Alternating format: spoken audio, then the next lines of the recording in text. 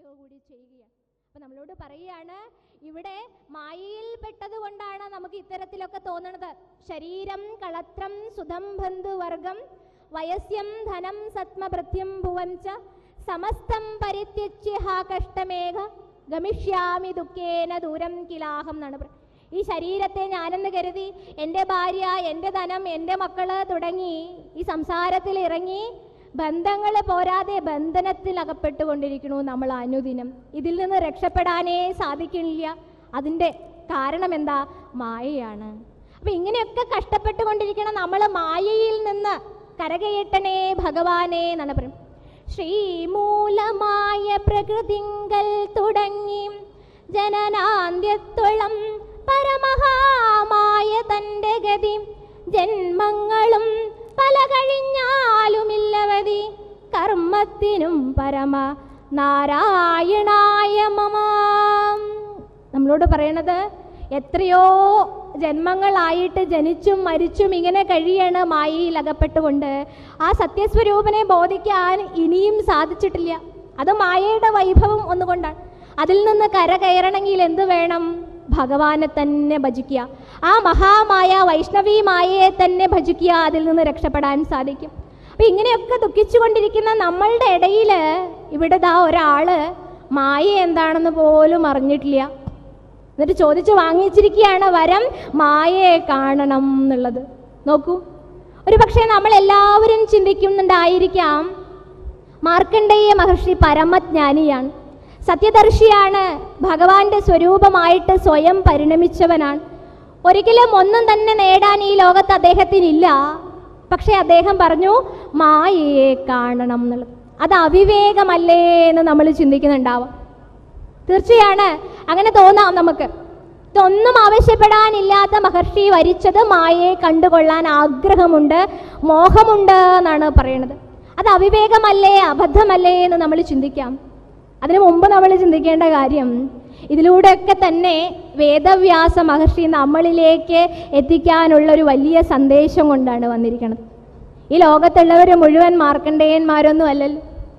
അതുപോലെ തൂണിലും തുരുമ്പിലും പുല്ലിലും പൂവിലും ആ നാരായണ സാന്നിധ്യം ദർശിക്കുവാൻ മാർക്കണ്ഡേയ മഹർഷിയെ പോലെ നമുക്ക് സാധിച്ചിട്ടുണ്ടോ?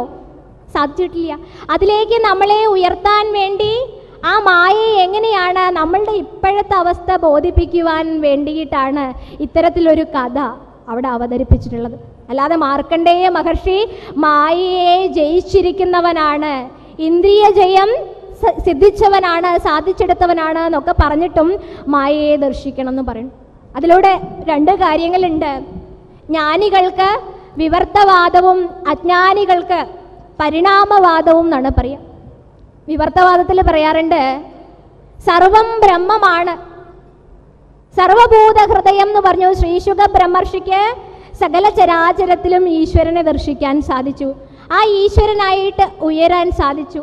സകലത്തിലും അന്തര്യാമിയായിരിക്കുന്ന ആ ഭഗവാൻ തന്നെയാണ് എൻ്റെ ഉള്ളിലും ഇരിക്കുന്നത് എന്നുള്ള ബോധം അദ്ദേഹത്തിനുണ്ടായി. എഴുതിയത് വേദവ്യാസ മഹർഷിയാണെങ്കിലും രചനയ്ക്ക് ആ തത്വത്തിലേക്ക് ഉയർന്നത് ശ്രീശുക ബ്രഹ്മർഷിയാണ്. അതുപോലെ മാർക്കണ്ഡേയ മഹർഷി ഇതിനെ ജയിച്ചിരിക്കുന്നവനാണ്. അപ്പൊ വിവർത്തവാദത്തിൽ പറയണു, ജ്ഞാനികളുടെ സങ്കല്പത്തില് ജ്ഞാനികൾ പറയണത് ഈ പ്രപഞ്ചമൊന്നുമില്ല, ഉണ്ടായിട്ടേ ഇല്ല എന്നാണ് പറയണത്.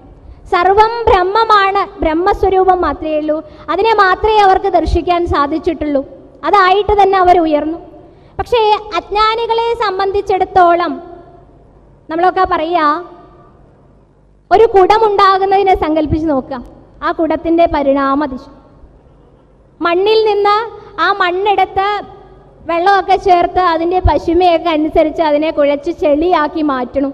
അപ്പം മണ്ണിൽ നിന്നും ചെളി ഉണ്ടായി. ഇനി ആ ചെളിയെ പ്രത്യേക രീതിയിൽ അച്ചിലൊക്കെ ഇട്ട് കറക്കി പണിതിട്ടാണ് കുടമുണ്ടാക്കുന്നത്. അപ്പം മണ്ണ് ചെളിയായിട്ട് പരിണമിച്ചു, ചെളി കുടമായിട്ട് പരിണമിച്ചു. ജ്ഞാനികളുടെ ദൃഷ്ടിയിൽ കുടവും ഇല്ല, ചെളിയും ഇല്ല, മണ്ണുമില്ല. കുടമില്ലെങ്കിൽ മണ്ണ് എത്രത്തോളം അസത്യമാണ്. ചെളി എത്രത്തോളം അസത്യമാണ്, അതുപോലെ ഇതൊന്നും ഉണ്ടായിട്ടേയില്ല, സർവം ബ്രഹ്മമാണ് വിവർത്തവാദത്തിൽ. പക്ഷേ പരിണാമവാദത്തിൽ അതല്ല. അപ്പം ജ്ഞാനികൾ എന്ത് മനസ്സിലാക്കണു? സർവം ഈശ്വരമയം എന്ന്. അജ്ഞാനികൾ എന്ത് ധരിക്കണു? പരിണാമം. ഇതൊക്കെ കാലക്രമേണ ഉണ്ടായി. ബിഗ് ബാങ് തിയറിയൊക്കെ നമ്മൾ പഠിച്ചിട്ടുണ്ട്. ഒരു പെട്ടിത്തെറിയുടെ പരിണത ഫലമായിട്ട് പ്രപഞ്ചമുണ്ടായി. ആയിക്കോട്ടെ, പക്ഷേ ഇതൊക്കെ മായാസ്വരൂപത്തിലിരുന്ന് ദ്വന്ദ്വഭാവത്തിലിരുന്നു കൊണ്ട് നമ്മൾ പറയുന്ന കുറേ കാര്യങ്ങളാണ്. അപ്പം ഇതൊക്കെ പറയുമ്പോഴും ഇത് പറയൽ മാത്രമാണ്, നമ്മളുടെ അനുഭവത്തിലേക്ക് വന്നിട്ടില്ലല്ലോ. അപ്പം നമ്മൾ പരിണാമവാദത്തിലാണ് എന്ന് പറയണം. അതിൽ നിന്ന് നമ്മളെ ഉയർത്തി സർവം ബ്രഹ്മമയം എന്നുള്ള അവസ്ഥയിലേക്ക് ഉയർത്താൻ വേണ്ടി മാർക്കണ്ഡേയ മഹർഷി വരമായിട്ട് വരിച്ചത് മായാദർശനം എന്നാണ്. അങ്ങനെ നരനാരായണ ഋഷിമാര് മാർക്കണ്ഡേയൻ ചോദിച്ചതിനനുസരിച്ച് വരമൊക്കെ കൊടുത്ത് അവിടുന്ന് അപ്രത്യക്ഷരായി. അങ്ങനെ നമ്മളുടെ മാർക്കണ്ഡേയ മഹർഷി ഇപ്പൊ പുഷ്പഭദ്രാ നദിക്കരയിൽ അദ്ദേഹത്തിൻ്റെ ആശ്രമത്തിൽ ഇങ്ങനെ ധ്യാനാവസ്ഥയിൽ ഇരിക്കുകയാണ്. അങ്ങനെ ഇരിക്കുമ്പോഴാണ് മനസ്സ് ഒന്ന് അങ്ങോട്ട് പോയി. മനസ്സൊന്ന് എങ്ങോട്ടോ പോയി ഒരു നിമിഷം. അപ്പോഴതാ ആ ആശ്രമ പരിസരത്ത് മുഴുവൻ നല്ലവണ്ണം മഴ പെയ്യണു. അങ്ങനെ മഴ പെയ്ത് തോരാ മഴയത്ത് പുഷ്പഭദ്രാ നദിയിലെ ജലം അങ്ങനെ ഉയരാൻ തുടങ്ങി. ജലനിരപ്പ് ഉയർന്നു തുടങ്ങി. തൻ്റെ ആശ്രമം മുഴുവൻ അതാ വെള്ളത്തിൽ മുങ്ങിപ്പോണു. മഹർഷി ഇങ്ങനെ നോക്കി നിൽക്കണം. ആശ്രമം മാത്രമല്ല, താനും അതാ വെള്ളത്തിൽ അങ്ങനെ വെള്ളം കുടിച്ചുകൊണ്ട് കിടക്കുകയാണ്. വലിയ വലിയ അരുവികളൊക്കെ ചേർന്ന്, നദികളൊക്കെ ചേർന്ന് വലിയ സമുദ്രമായിട്ട് പ്രളയം സൃഷ്ടിച്ചു എന്നാണ് പറയണത്. അവിടെ ഹിമാലയ പർവ്വതം പോലും അതിൽ മുങ്ങി താണു പോയി. എങ്ങും വെള്ളം മാത്രം, കര കാണാനേ ഇല്ല. സർവത്ര ഇരുട്ട് മാത്രം. കരയെവിടെ എന്ന് അന്വേഷിച്ച് മാർക്കണ്ഡേയ മഹർഷി വിഷമിച്ചു എന്നാണ് പറയുന്നത്. വളരെ ദുഃഖം അദ്ദേഹത്തിന് അനുഭവപ്പെട്ടു. കാരണം എത്ര നേരാന്ന് കഴിച്ചിട്ടാണ് ഈ വെള്ളത്തിൽ ഇങ്ങനെ നീന്തി തുടിക്കുക. വെള്ളം കുടിച്ച് വയറൊക്കെ വീർത്തു. അപ്പോൾ ഉടനെ ഏതാ നോക്കുമ്പോണ്ട് തിമിംഗലങ്ങളൊക്കെ അടുത്തു വന്നു. ആ ക്രൂര ജീവികളൊക്കെ തന്നെ മഹർഷിയെ ഭക്ഷിക്കാനായിട്ട് അതിൻ്റെ വലിയ വായ തുറന്നു. മഹർഷി അങ്ങനെ ഭക്ഷിച്ചു. മഹർഷി മരിച്ചു. അങ്ങനെ മരിക്കുക, പിന്നെ ജനിക്കുക. ക്വചിത് ശോകം ക്വചിൻ മോഹം എന്നാണ് പറയണത്. ചിലപ്പോൾ ദുഃഖം, ചിലപ്പോൾ തെറ്റിദ്ധാരണ, ചിലപ്പോൾ ഭയം, ചിലപ്പോൾ ആദി, ചിലപ്പോൾ വ്യാധി, ചിലപ്പോൾ മരണം, ജനനം മരണം, ഇങ്ങനെ എത്രയോ കാലം. അയുധായുധ വർഷാണാം സഹസ്രാണി ശതാനി ചാന്ന് കാണും. എത്രയോ കാലം ഇങ്ങനെ വെള്ളം കുടിച്ചുകൊണ്ട് അവിടെ ജനിച്ചും മരിച്ചും ഇങ്ങനെ കഴിയാണ്. എന്താണത് എന്ന് മനസ്സിലാവണില്ല.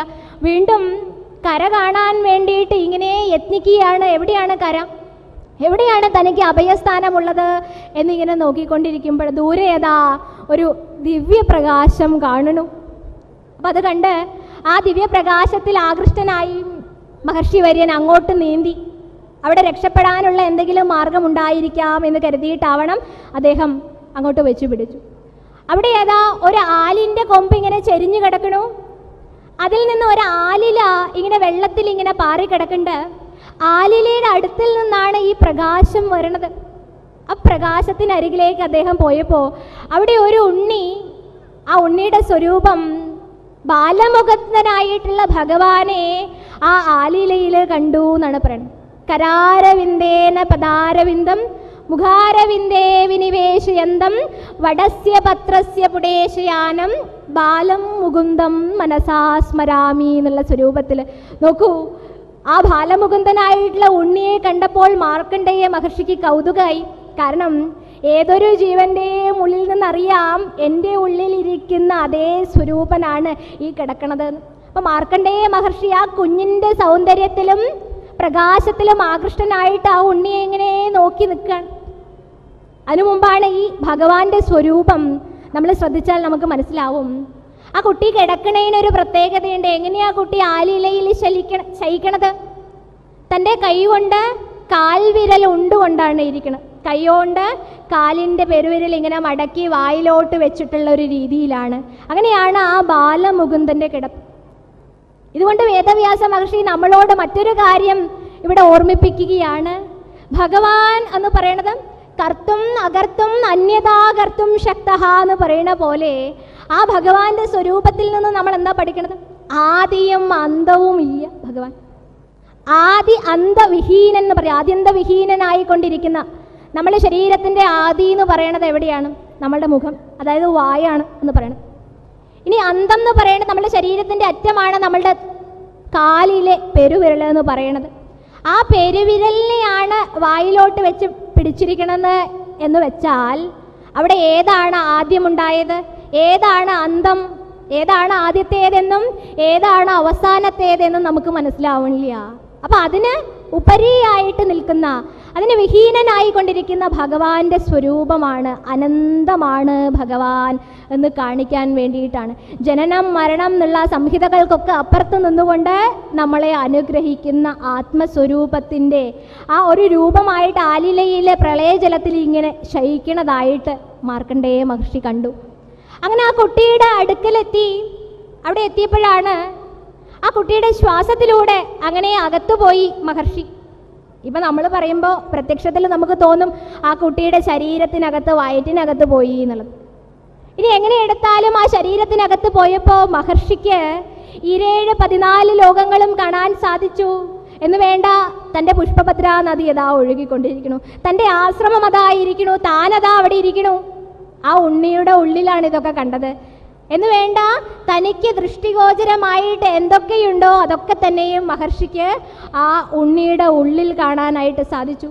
ഇതിപ്പോൾ എന്താ ഇങ്ങനെ സംഭവിച്ചത് എന്ന് അത്ഭുതപ്പെട്ട് മഹർഷി നോക്കി നിൽക്കുമ്പോഴത്തേക്കും ആ ഉണ്ണിയുടെ നിശ്വാസത്തിലൂടെ മഹർഷി പുറത്തു വന്നു. പുറത്തു വന്നപ്പോഴോ പ്രളയജലം. വീണ്ടും അകത്ത് കയറി. അവിടെ വീണ്ടും ലോകങ്ങളെയും തന്നെയും ആശ്രമവും ഒക്കെ കാണാൻ സാധിച്ചു. പിന്നെയും പുറത്തു വന്നു. പുറത്തു വന്നപ്പോൾ പ്രളയജലം. അപ്പോൾ അകത്ത് പോയപ്പോൾ പുറത്തുള്ള വസ്തുവും ഇല്ല, പുറത്തു വന്നപ്പോൾ അകത്തുള്ള വസ്തുവും ഇല്ല. ശരിക്കും മഹർഷി അകത്ത് ചെന്നു എന്നുള്ളതിൻ്റെ അർത്ഥം ഭഗവാന്റെ ഉള്ളിൽ, അതായത് ഭഗവാനും ആ ഉണ്ണിയും തമ്മിൽ, മാർക്കണ്ഡേയ മഹർഷിയും ആ ഭഗവാനും തമ്മിൽ വ്യത്യാസമില്ലാതെയായി എന്ന് വേണം നമ്മൾ കരുതാൻ. ആ ഭഗവാനായിക്കൊണ്ട് തന്നെ വീക്ഷിക്കുകയാണ് എന്ന് കരുതുക. അപ്പം ഇവിടെ നമ്മളോട് ഉദ്ബോധിപ്പിക്കുന്ന മറ്റൊരു തത്വമുണ്ട്. നമ്മളുടെ അവസ്ഥകളെ, അവസ്ഥാത്രയം ഒരു മനുഷ്യനുണ്ട് എന്നാണ് പറയുക. ജാഗ്രത, സ്വപ്നം, സുഷുപ്തി. ഈ 3 അവസ്ഥകളിലൂടെയാണ് നമ്മളുടെ ജീവിതം പുരോഗമിച്ചുകൊണ്ടിരിക്കുന്നത്. ഇപ്പം നമ്മളൊക്കെ ഇരിക്കുന്നത് ജാഗ്രതയിലാണ് എന്ന് പറയാൻ സാധിക്കും. അപ്പം ഇപ്പം ഞാനുണ്ട്, ഞാനിവിടെ ഇരിക്കണു, ഇതൊക്കെ ശ്രവിക്കണു, ഇതൊക്കെ കാണണു, ഈ അമൃതം അനുഭവിക്കണു. ഇങ്ങനെയുള്ള അവസ്ഥ നമ്മളുടെ ജാഗ്രത എന്ന് പറയുന്നു. ഇനി ഈ അവസ്ഥയിൽ നിന്ന് മറ്റൊരവസ്ഥയിലേക്ക് പോവാണ്, അതാണ് സ്വപ്നം എന്ന് പറയുന്നത്. സ്വപ്നാവസ്ഥയിൽ എത്തുമ്പോൾ എന്ത് സംഭവിക്കണോ? ഇതൊന്നും തന്നെ ഇല്ല. നമ്മൾ സ്വപ്നം കാണുകയാണ്, നമ്മളെ ഒരു ആന കുത്താനായിട്ട് വരണു. ഇനി അതൊന്നും വേണ്ട. എന്തൊക്കെ സ്വപ്നങ്ങളാണ് നമ്മൾ കാണാറുള്ളത്. നമ്മൾ കൃഷിക്കാരനായിട്ട് ഞാൻ കണ്ടിട്ടുണ്ട് ഇഷ്ടംപോലെ സ്വപ്നങ്ങൾ. ചീഫ് ജസ്റ്റിസ് ആയിട്ടുള്ള സ്വപ്നം കണ്ടിട്ടുണ്ട്, വൈമാനികനായിട്ടുള്ള സ്വപ്നം കണ്ടിട്ടുണ്ട്, നീന്താനറിയാതെ ഞാൻ നീന്തി കരയേറുന്ന സ്വപ്നം, വെള്ളത്തിലൂടെ നീന്തി തുടിക്കുന്നതായിട്ട് കണ്ടിട്ടുണ്ട്. അപ്പം ഇങ്ങനെ എന്തെല്ലാമോ സ്വപ്നങ്ങൾ നമ്മൾ കാണണു. പക്ഷെ നേരം പുലരുമ്പോഴോ ഇതൊന്നുമില്ല. ഇതൊക്കെ സ്വപ്നമായിരുന്നു അല്ലേ? അപ്പോൾ ഇതൊക്കെ ഇല്ലാത്ത കാര്യങ്ങളാണ്. ഇനിയിപ്പോൾ ഇതിൻ്റെ കാരണം അന്വേഷിച്ച് പോകണ്ടല്ലോ, അതുകൊണ്ട് നമ്മൾ കാരണം അന്വേഷിക്കണില്ല. സ്വപ്നം ഏതുപോലെ അയഥാർത്ഥമായിരുന്നുവോ അതുപോലെ അയഥാർത്ഥമാണ് ജാഗ്രത എന്ന് പറയും. ജാഗ്രത അവസ്ഥയും ഇല്ല, സ്വപ്നവും ഇല്ല. സ്വപ്നത്തിൽ പോകുമ്പോൾ ഈ ജാഗ്രത ഇല്ല.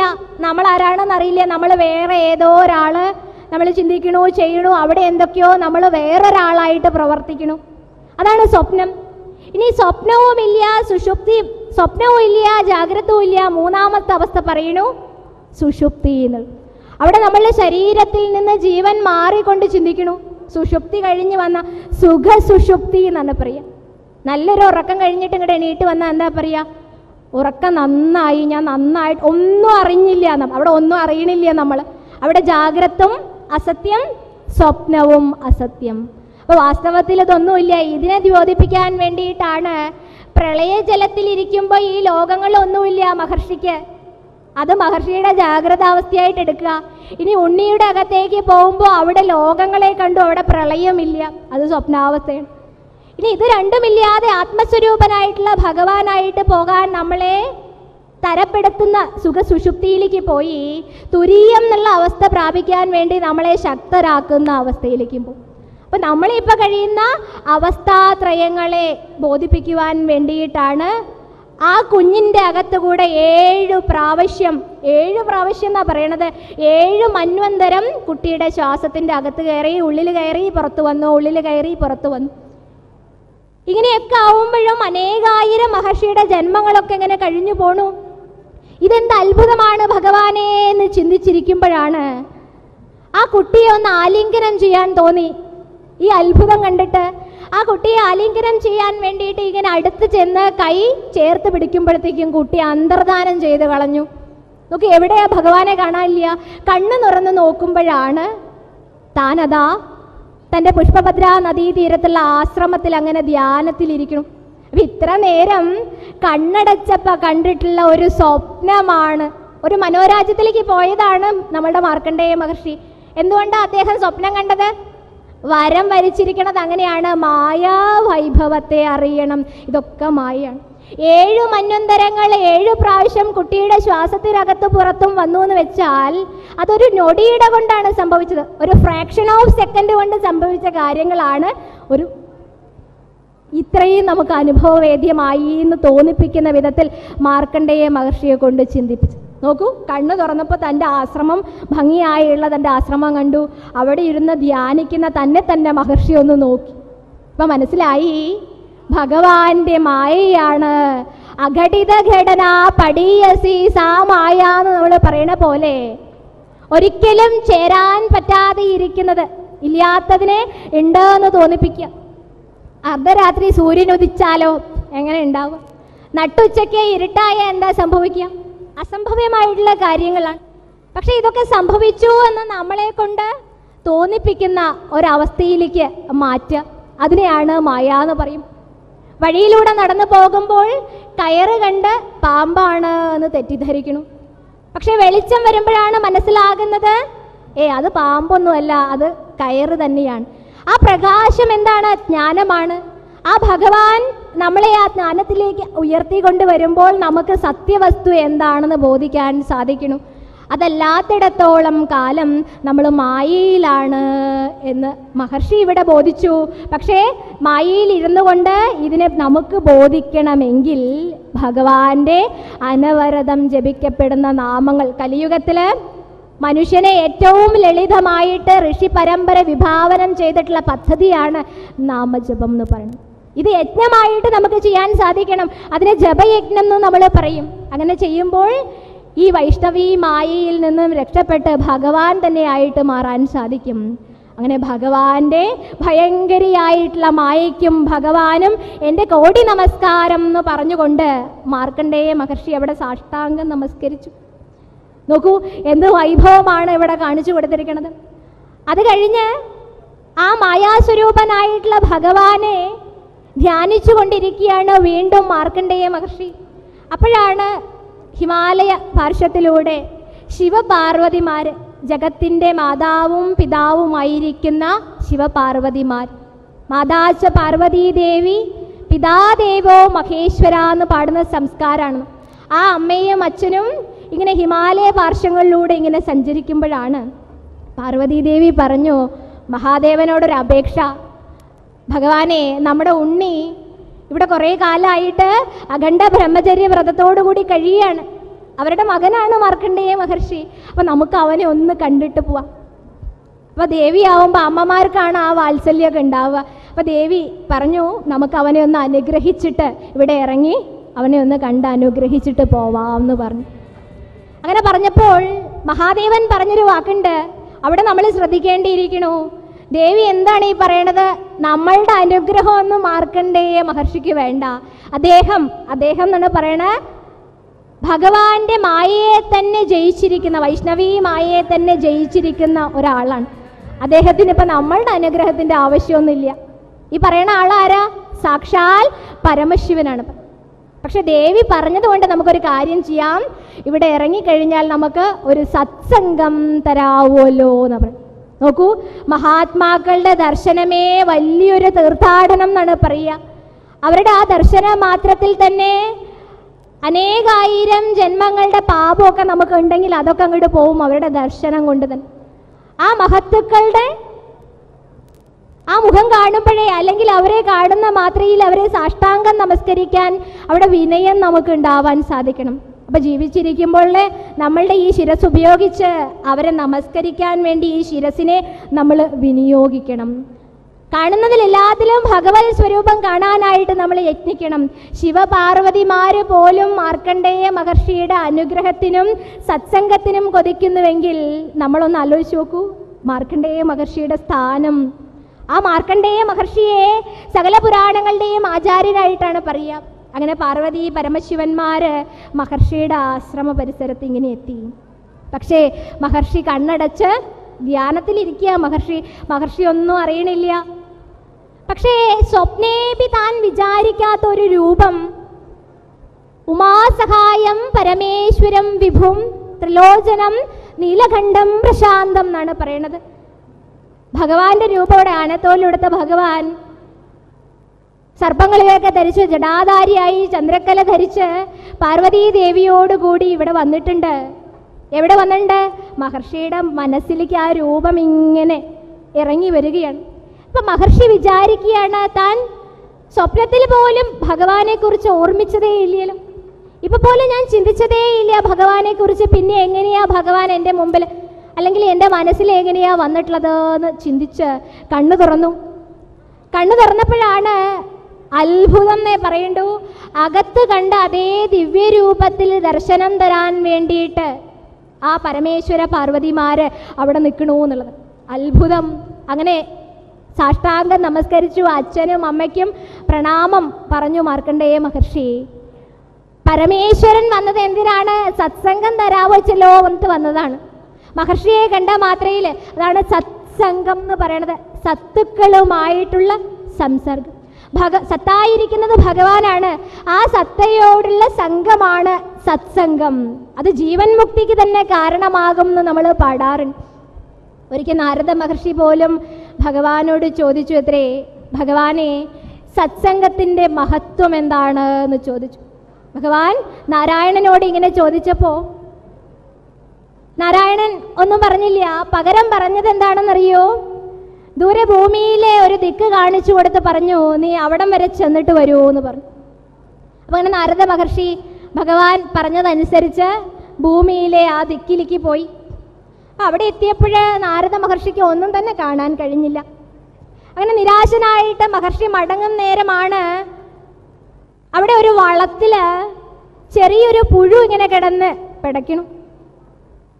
അപ്പം അവിടെ ഇങ്ങനെ നോക്കിയപ്പോൾ പുഴുവിനെ കണ്ടു.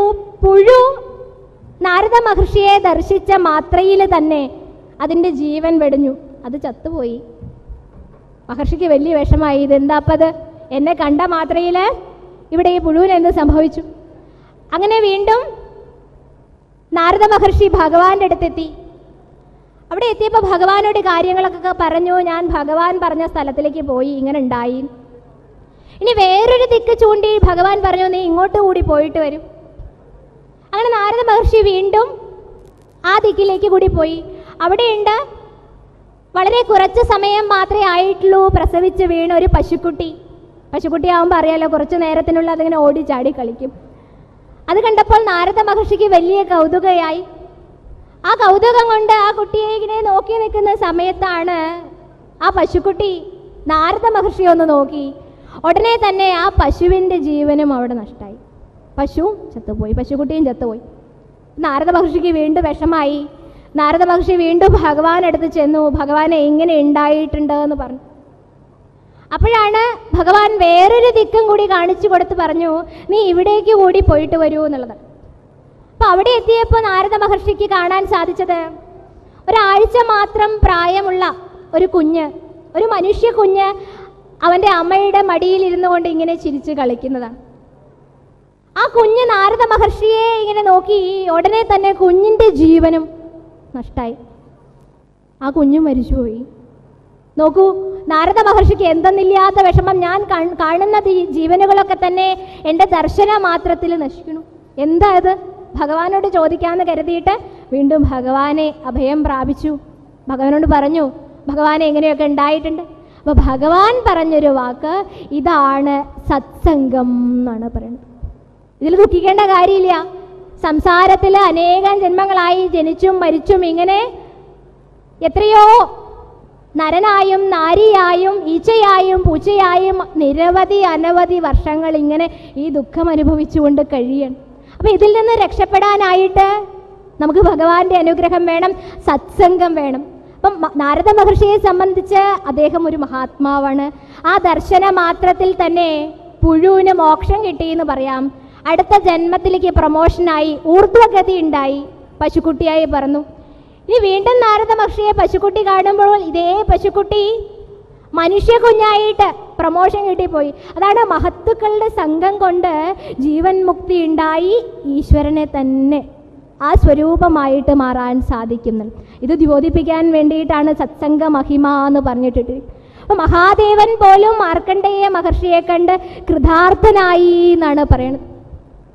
അങ്ങനെ ഇരിക്കുമ്പോഴാണ് മാർക്കണ്ഡേയ മഹർഷിയോട് ചോദിച്ചു, ഇവിടെ നിന്ന് നമുക്ക് പഠിക്കേണ്ട മറ്റൊരു കാര്യം കൂടി ഇവിടെ ഓർക്കുക. അതായത് ഉള്ളിൽ കണ്ട അതേ രൂപത്തെ പുറത്ത് കാണാൻ സാധിച്ചു എന്ന് പറഞ്ഞാൽ വെറുതെ ഉള്ളിലുള്ള പരമശിവൻ ഇങ്ങനെ പുറത്തു വന്ന് നിൽക്കണതല്ല. ഒരിക്കൽ ശ്രീരാമകൃഷ്ണ പരമഹംസരോട് ഒരു ഭക്തൻ അടുത്ത് വന്നപ്പോൾ അദ്ദേഹം പറഞ്ഞു, എന്താണ് ആവശ്യം ചോദിച്ചാൽ ആവശ്യങ്ങളൊക്കെ പറഞ്ഞപ്പോൾ പറഞ്ഞു, ദൂരെയുള്ള കാളി ക്ഷേത്രത്തിൽ പോയിട്ട് വരാൻ വേണ്ടിയിട്ട്. അപ്പം എന്തോ വിശേഷപ്പെട്ടുള്ള വസ്തുവിനെ എനിക്ക് കാണിച്ചു തരാൻ വേണ്ടിയിട്ടാണ് പറയണമെന്ന് കരുതിയിട്ട് ഇദ്ദേഹം പോയി. അവിടെ എത്തിയപ്പോൾ വേറെ ഒന്നിനെയും കണ്ടില്ല. അവിടെയൊക്കെ അലഞ്ഞു തിരിഞ്ഞ് ഇദ്ദേഹം വീണ്ടും ശ്രീരാമകൃഷ്ണ പരമഹംസരുടെ അടുത്ത് എത്തി. അപ്പം എന്താണ് നീ കണ്ടതെന്ന് ചോദിച്ചപ്പോൾ ഒന്നും കണ്ടില്ല എന്ന് പറഞ്ഞു. അപ്പം അദ്ദേഹം ചിരിച്ചുകൊണ്ട് പറഞ്ഞു, കാളി മാതാവിനെ ഈ കാണാൻ വിട്ടിരിക്കണത്, ഒന്നും കണ്ടില്ല. ഉള്ളിൽ കാളി മാതാവ് ഉണ്ടെങ്കിലല്ലേ പുറത്ത് കാണാൻ സാധിക്കൂ, അല്ലാതെ അമ്പലത്തിൽ പോയിട്ട് എന്താ കാര്യം? അപ്പം മനസ്സിൽ ആ രൂപം ഉണ്ടെങ്കിലല്ലേ പുറത്ത് നമുക്ക് ആ രൂപത്തെ കാണാനായിട്ട് സാധിക്കുള്ളൂ. അപ്പം നമ്മളുടെ ഉള്ളിലുള്ള അതേ സ്വരൂപം തന്നെയാണ് സകല ചരാചരങ്ങളിലും ഇരിക്കുന്നത് എന്ന് ആ ഒരു തോന്നലുണ്ടാക്കി തരുന്ന ഭാഗമാണ് മാർക്കണ്ഡേയ മഹർഷി സ്വപ്നേവി വിചാരിക്കാത്ത ശിവശങ്കരൻ ഉള്ളിലിരിക്കുന്ന അതേ ആത്മസ്വരൂപം പുറത്ത് വന്ന് ദർശനം ചെയ്തു എന്ന് പറഞ്ഞാൽ പുറത്തുള്ള സസ്യലതാദികളിലും പക്ഷി മൃഗാദികളിലും ഭഗവാനെ കാണാൻ മാർക്കണ്ഡേയ മഹർഷിക്ക് സാധിച്ചു. ഇനിയിപ്പോൾ ഇതിൽ പറ എന്താ വേണ്ടത്? അജയ്യനായിരിക്കുന്ന മാർക്കണ്ഡേയ മഹർഷിയോട് ചോദിച്ചു, നിനക്ക് എന്ത് വരമാണ് വേണ്ടത് എന്ന് ചോദിച്ചു. അപ്പോൾ മാർക്കണ്ഡേയ മഹർഷി പറഞ്ഞിട്ടുള്ള ഒരു കാര്യമാണ്, വരമേകം വൃണേദാഭിം പൂർണ്ണാത് കാമാഭിവർഷണാത് ഭഗവത്തച്യുതാം ഭക്തിം തത്പരേഷു ദദാത്വയീം. ഇവിടെ നമ്മളോട് മനസ്സിലാക്കി തരുന്ന ഒരു കാര്യം, ആദ്യം വൈഷ്ണവി മായയെ ജയിച്ചു, ഇപ്പം ഇതാ ശിവമായയെയും കൂടി ജയിച്ചിരിക്കുകയാണ്. ശിവനും വൈഷ്ണവനും ഒന്നാണ്, ഇത് ഒരേ സ്വരൂപമാണ്. വിവിധ ധർമ്മങ്ങൾ അനുഷ്ഠിക്കുവാൻ വേണ്ടിയിട്ട് ഒന്നായിരിക്കുന്ന സ്വരൂപം രണ്ടായിട്ട് ധരിച്ചതാണ്. ഇതിൽ ഭേദബുദ്ധി കാണുന്നവരായിട്ട് നമ്മൾ ആവരുത് എന്ന് നമ്മളെ മനസ്സിലാക്കിപ്പിക്കാൻ വേണ്ടിയിട്ട് ഭഗവാൻ ശ്രീഹരിയിലും പരമശിവനിലും ഇളകാത്ത ഭക്തി എനിക്ക് വേണമേ എന്നുള്ള പ്രാർത്ഥനയോടുകൂടി, വേറെ ഒന്നും ചോദിച്ചില്ല. ഈ തപസ്യായ പരമജ്ഞാനിക്ക് എന്ത് നേടാനുണ്ട് ഈ ലോകത്ത്? അപ്പം അങ്ങനെ തന്നെ ഭവിക്കട്ടെ എന്ന് പറഞ്ഞുകൊണ്ട് സാക്ഷാൽ പരമേശ്വരനും പാർവതീ ദേവിയും മഹർഷിയെ അനുഗ്രഹിച്ചു. ചിരഞ്ജീവി എന്നുള്ള അനുഗ്രഹം നേരത്തെ തന്നെ ഉണ്ട്. സകല പുരാണങ്ങളുടെയും ആചാര്യനായിട്ടിരിക്കട്ടെ, അവിടുന്ന് യശസ്വിയായിട്ടിരിക്കട്ടെ, സർവത്ര എന്നും നിറഞ്ഞു നിൽക്കുന്നവനും കീർത്തിക്കപ്പെടുന്നവനുമായിരിക്കട്ടെ എന്ന് കുറേ അനുഗ്രഹങ്ങളൊക്കെ വർഷിച്ചുകൊണ്ട് പരസ്പരം പ്രണമിച്ചുകൊണ്ട് ശിവനും പാർവതിയും യാത്രയായി എന്നുള്ളത്. ഇതാണ് മാർക്കണ്ഡേയ മഹർഷി നമ്മളുടെ മുൻപിൽ മായാവൈഭവം നമുക്ക് കാണിച്ചു തന്നു. ഈ ശൈവമായയെയും വൈഷ്ണവിമായയെയും ആ നാമജപം കൊണ്ടും തൻ്റെ അത്യുഗ്രമായിട്ടുള്ള തപസ്സുകൊണ്ടും എപ്രകാരം ജയിക്കണം എന്ന് കാണിച്ചു. എപ്രകാരമാണോ ആമ തൻ്റെ അവയവങ്ങളെയൊക്കെ തന്നെ ഉള്ളിലേക്ക് വലിക്കുന്നത്, അതിൻ പ്രകാരം ഇന്ദ്രിയാണി പരാണ്യാഹു ഇന്ദ്രിയേഭ്യ പരം മനസ്സസ്തു പരാ ബുദ്ധിരോ ബുദ്ധി പരതസ്തു സാ എന്ന് പറയുന്ന പോലെ നമ്മളുടെ ഈ രഥമാകുന്ന ശരീരത്തിലെ കർമ്മേന്ദ്രിയങ്ങളെയും പഞ്ചേന്ദ്രിയങ്ങളെയും ഒക്കെ നിയന്ത്രിച്ച് ഇന്ദ്രിയാണാം ഈശഹ എന്ന് പറയാം. ഭഗവാന് ഋഷികേശൻ എന്ന് പറയും. ആ ഇന്ദ്രിയങ്ങളുടെ നിയന്താവായിരിക്കുന്ന ഭഗവാന്റെ കയ്യിൽ ഇന്ദ്രിയ കുതിരകളുടെ കടിഞ്ഞാൻ ഏൽപ്പിച്ചുകൊണ്ട് ഭഗവാന്റെ ഒരു ഉപകരണം മാത്രമാണ്, ഉപാധി മാത്രമാണ് ഈ ശരീരം എന്ന് മനസ്സിലാക്കിക്കൊണ്ട് മാർക്കണ്ഡേയ ചരിതത്തെ നമ്മൾ ഹൃദിസ്ഥമാക്കിയാൽ ആ മാർക്കണ്ഡേയ മഹർഷിയുടെ അനുഗ്രഹം കൊണ്ട് തന്നെ അദ്ദേഹമായിട്ട് ഉയരാനായിട്ട് നമുക്ക് സാധിക്കും. അപ്പോൾ ഇത്രയും നേരം ഈ മാർക്കണ്ഡേയ മഹർഷിയുടെ കഥകൾ കേട്ടിരിക്കുന്ന നമ്മൾ ആ തരത്തിൽ ഉയരാൻ നമുക്ക് സാധിക്കട്ടെ. അതാവട്ടെ ഇന്നത്തെ ഈ സത്രത്തിൻ്റെ സന്ദേശം എന്ന് പറഞ്ഞുകൊണ്ടും ഈ പ്രൗഢഗംഭീരമായിട്ടുള്ള സദസ്സിൽ ഭഗവാന്റെ നാമം അനവരതം ജപിക്കപ്പെടുവാൻ നമുക്ക് സാധിക്കട്ടെ എന്ന് പ്രാർത്ഥിച്ചുകൊണ്ടും